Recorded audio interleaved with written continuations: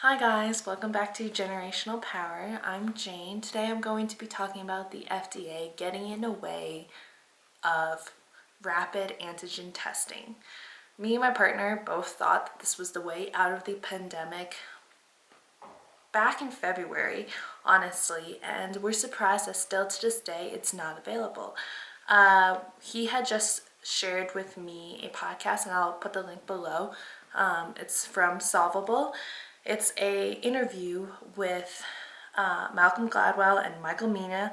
Michael Mina is an epidemiologist and immunologist at Harvard Medical School and a physician at Brigham and Women's Hospital.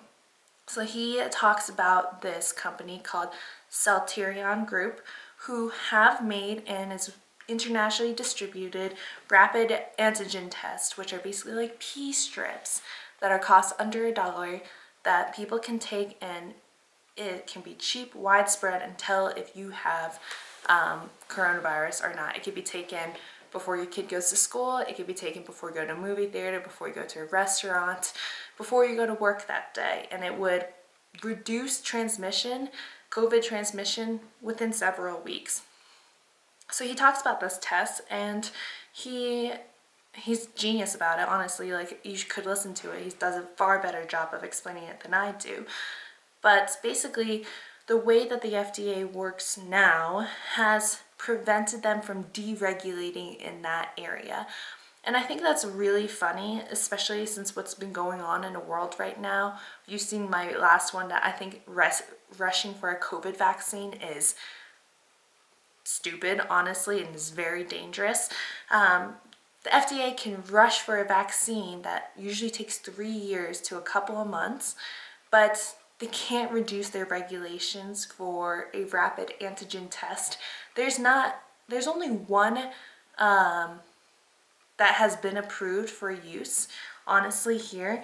And I was reading this different article I can put above by John C. Goodman. He's talking about the different regulations that have subsided because of the coronavirus, that we are over $4 trillion in federal budget deficit by all the spending that we've done. About, a few billion of that goes to COVID research itself and for the vaccine. We're in phase 4 of the next relief package. The government bodies are repealing laws, suspending regulations, ignoring previous restrictions, impeded the ability of private sector to act. They are telling doctors, nurses, drug manufacturers, test makers to make personal protective equipment, yet it was only illegal to do so a few months ago. 397 regulations have been waived in order to fight COVID, but that is too low. The FDA has eliminated many restrictions to count them all, and now, especially with the vaccine.